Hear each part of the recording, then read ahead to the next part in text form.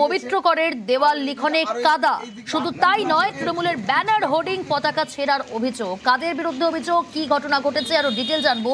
সুজিত রয়েছে আমার সঙ্গে। সুজিত, একেবারে সরাসরি অভিযোগ উঠছে বিজেপির বিরুদ্ধে এবং বিজেপির বিরুদ্ধে অভিযোগ করছে তৃণমূল।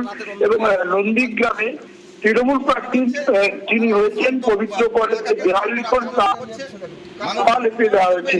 এবং ঘটনা নন্দীগ্রামের খোদামবাড়ি যে এলাকা, ভেটুরিয়ার 124 নম্বর বুথ এলাকা, সেখানেই দেখা যাচ্ছে প্রার্থীর দেওয়াল লিখনের উপর কাদা লেপে দেওয়া, তৃণমূল কংগ্রেসের দলীয় পতাকাকে ছিঁড়ে দেওয়া, ব্যানার, ফেস্টুন সবকিছুকেই ছিঁড়ে দেওয়া হয়েছে। সরাসরি তৃণমূল এ ব্যাপারে অভিযোগ করছে রাতের অন্ধকারে বিজেপি আশ্রিত দুষ্কৃতীরা এই কাজ করেছে।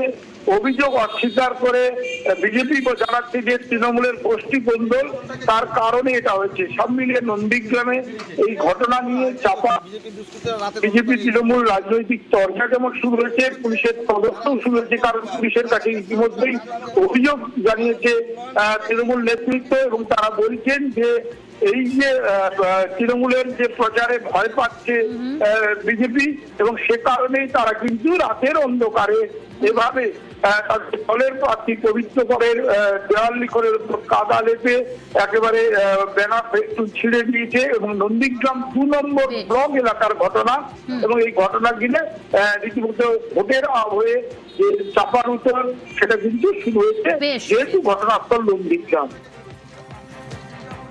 এটা হচ্ছে বিজেপির দুষ্কৃতীরা করেছে, তাদের প্রার্থীর নামের উপরে ভালো করে কাদা লেপেছে। এই সমস্ত কাজ এই বিজেপির দুষ্কৃতীরা করেছে। আমি মনে করছি যে যারাই পঞ্চায়েত নির্বাচনে হামলা করেছিল তারাই ছাড়া আর আদার্স কেউ নয়। দৃষ্টান্তমূলক সাজা হোক, মানে যারা করেছে তাদের সাজা হোক, এবং চাই এই এলাকায় শান্তিপূর্ণভাবে যাতে সাধারণ মানুষ বসবাস করতে পারে তার জন্য সুব্যবস্থা করুক। তৃণমূল কংগ্রেস ভারতীয় জনতা পার্টি সম্পর্কে মিথ্যাচার করছে, মিথ্যা দোষারোপ করছে। তৃণমূল কংগ্রেসের আভ্যন্তরীণ দ্বন্দ্ব নন্দীগ্রাম বিধানসভা কেন্দ্রে পবিত্রকরের নামে যা আছে, তৃণমূল কংগ্রেসের লোকেরাই তা মুছে দিচ্ছে, ছিঁড়ে দিচ্ছে।